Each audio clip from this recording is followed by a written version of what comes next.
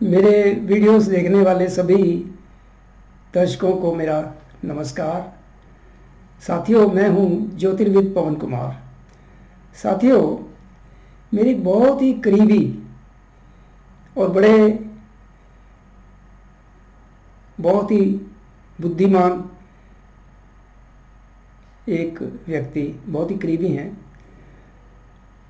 उन्होंने प्रश्न किया, उनका प्रश्न है कि जब इंसान को अपने कर्मों का फल भुगतना पड़ता है तो फिर ये कैसे कहते हैं कि भाई इंसान जो है वो अपने भाग्य का विधाता है, भाग्य को रचने वाला है। तो मुझे लगा ये प्रश्न बहुत ही महत्वपूर्ण है, क्योंकि कर्म का जो नियम है ना, उसके बारे में बहुत भ्रांतियां हैं। उसको समझना बड़ा ज़रूरी है। उसको समझोगे तभी तो इस जीवन को समझ पाओगे, नहीं तो ये पहेली ही रहेगा। तो आइए आज इस वीडियो में इस प्रश्न का उत्तर खोजते हैं हम। मैं कोशिश करता हूँ कि जो मैं समझता हूँ जीवन के बारे में, मृत्यु के बारे में, तो मेरा जो ज्ञान है वो आप सब तक पहुँचे, ताकि जो लाभ मुझे हुआ इस ज्ञान से वो आप सबको भी हो। देखिए, इसमें तो कोई दोराहा नहीं, कोई कुछ गलत नहीं कि जो हमारे वेद कहते हैं, शास्त्र कहते हैं कि you are the master of your destiny, यानी कि आप अपने भाग्य के निर्माता हो, क्रिएटर हो। इसमें गलत नहीं है। हो सकता है जब आप ये सुनते हो किसी को कहते हुए, तो हो सकता है आपको कुछ लगे अटपटा कि नहीं भाई ऐसा तो नहीं है, लेकिन जब आप गहराई में जाओगे, आपकी आध्यात्मिक उन्नति होगी और आपकी जो दृष्टि है और ही यानी कि स्पिरिचुअल मैटर्स में और गहरी जाने वाली हो जाएगी, तो फिर आप समझ पाओगे कि सच्चाई है। प्रत्येक इंसान अपने भाग्य का निर्माता है, क्रिएटर है, विधाता है, जो भी शब्द यूज करो। देखिए, कर्म का नियम क्या है? कर्म का नियम जस्टिस का नियम है, कुदरत का जस्टिस। स्वामी विवेकानंद जी ने बड़े ही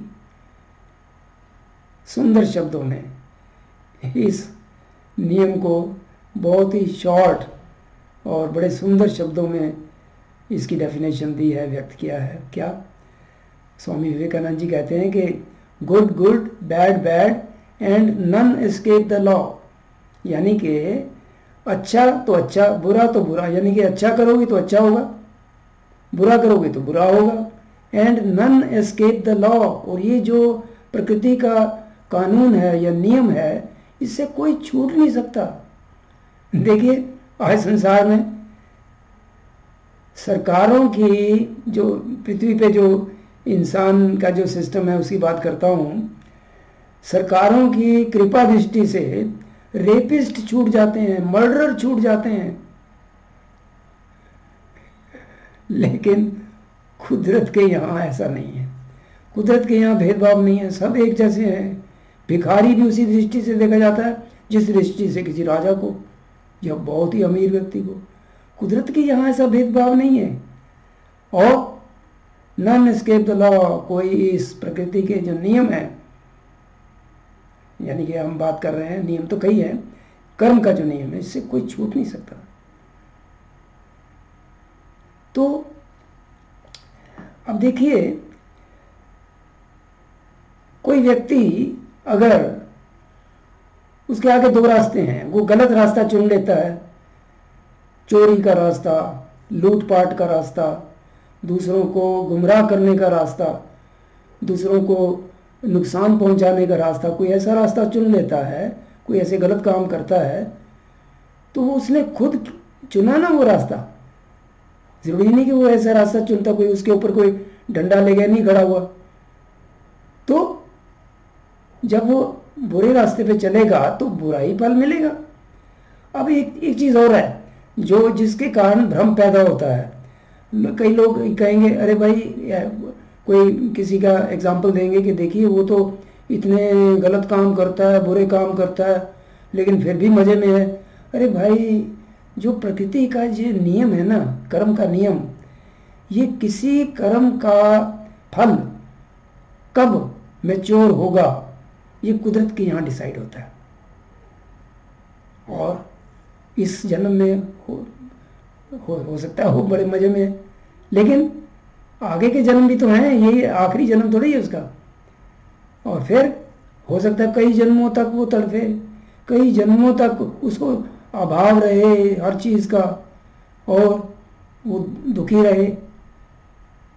छूट नहीं सकता कर्म।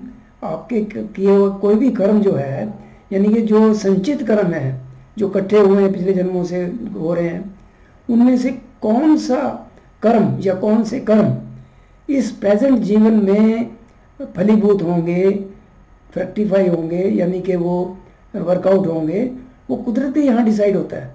उनको प्रारब्ध कर्म बोलते हैं। जन्म से पहले डिसाइड होता है कि भाई ये पिछला कर्म है, ये उसको वर्कआउट करना है। और दूसरा एक बात और समझाऊं, कर्म के नियम के बारे में भी बहुत गलत बातें बनी हुई हैं। ज़रूरी नहीं कि आपके ऊपर मुश्किल आ रही है, परेशानी आ रही है, आप किसी अभाव में हो कि आपके पिछले बुरे कर्मों का फल है, ज़रूरी नहीं। जन्म से पहले ये डिसाइड हुआ कि कुछ भाई ये बातें हैं जिनके कारण आप गलत रास्ते पे चलते हो, इनका सुधार ज़रूरी है। तो उस और प्रगति करने के लिए आपके जीवन में कठिनाई मुश्किल आई, ताकि आपकी दृष्टि उधर जाए और आपके जो व्यक्ति, आपके पर्सनालिटी में, आपके मेकअप में जो कमियां हैं वो दूर हों। तो आपके भले के लिए है। क्योंकि तिब्बत के महान संत श्री लॉब्संग रामपाल जी ने क्या लिखा है कि ये जीवन लर्निंग है, learning learning and nothing else but learning. हाँ, व्यक्तिगत तौर पे, भौतिक तौर पे, संसारिक तौर पे आपके जीवन में लक्ष्य कुछ भी हो सकता है। कोई स्टडी करना या फिर खूब पैसा कमाना, कोई भी हो सकता है नियम। लेकिन कोई भी आपका यानी मिशन हो सकता है। लेकिन कुदरत के यहाँ नियम जो है वो लर्निंग है। इसीलिए हम आते हैं इस भौतिक संसार में। इसको दुखों का संसार भी बोला गया। क्यों? यहाँ दुख तकलीफ से ही लर्निंग होती है असली। मजे में रहो तो कोई लर्निंग नहीं होती स्पिरिचुअल सेंस में। तो भाई कर्म का नियम उसको समझना जरूरी है। और आप ही विधाता हो, ये तो देख लो, अच्छे काम करो। और हो सकता है इस जन्म में, इस जीवन में आपको दिक्कतें आ रही हैं, मुश्किलें आ रही हैं, क्योंकि पिछले कर्म वर्कआउट हो रहे हैं।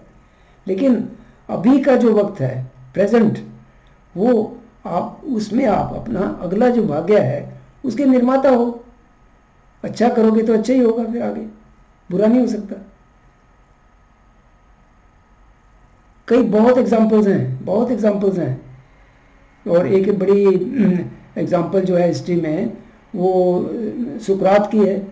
सुकरात जो फिलोसोफर थे, और सोक्रेटिस अंग्रेजी में कहते हैं, तो उनके जो माता पिता थे, उन्होंने उस समय बड़े अच्छे ज्योतिषी भी थे, अवेलेबल थे। तो उनके माता पिता ने उनकी जन्मपत्री बनवाई थी जब वो यंग एज में थे।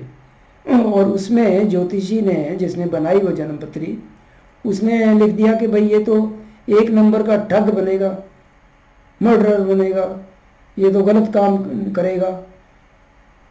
जब सुकरात ने ये देखा कि भाई ये क्या लिख रखा है मेरे बारे में, तो वो गहरी सोच में पड़ गए। उन्होंने कहा कि भाई ये कैसे हो सकता है? अगर मैं सही रास्ते पे चलूं, अपने अंदर अच्छी क्वालिटीज़ पैदा करूं, तो फिर मैं गलत कैसे काम कर सकता हूं? तो उन्होंने उस दिन से ठान लिया, और वो अपने भाग्य के निर्माता थे, माना उन्होंने, और उन्होंने अपना भाग्य ऐसा रचा कि आज भी उनको याद किया जाता है। उनकी जो टीचिंग्स हैं या उनके जो लिटरेचर है, बहुत ही वो मार्गदर्शन करने वाला है। तो आप अपने भाग्य के निर्माता हो, इसमें कोई शक नहीं। अब इस चीज़ को, मैं इस बात को और ज़्यादा इसका विश्लेषण यानी कि इसको और ज़्यादा आपको अच्छी तरह समझाने के लिए एक एग्जांपल जो मैं दिया करता हूँ। मान लीजिए आपने अपने बच्चे को एक उच्च शिक्षा के लिए कहीं दूर भेजा, हॉस्टल में रह रहा है, वहाँ पे वो गया वहाँ पे ताकि उच्च शिक्षा प्राप्त करे और उसका आगे भविष्य अच्छा बने, अच्छी नौकरी मिले, अच्छे काम करे।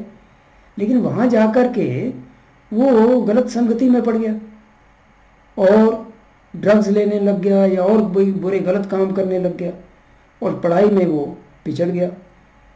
तो किसने किया? कौन है जो ये करवाने वाला? वो खुद ही है ना।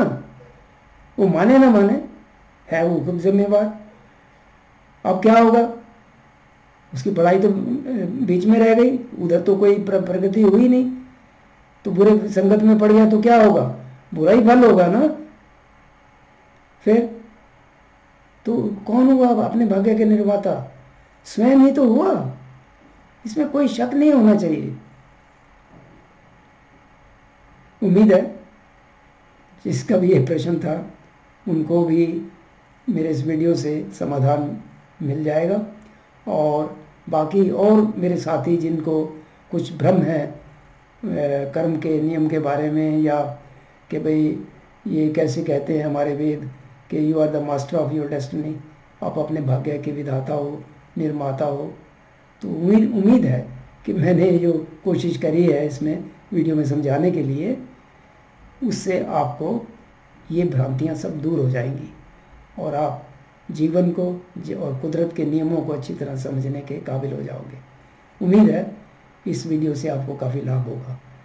ये वीडियो देखने के लिए आपका बहुत बहुत शुक्रिया।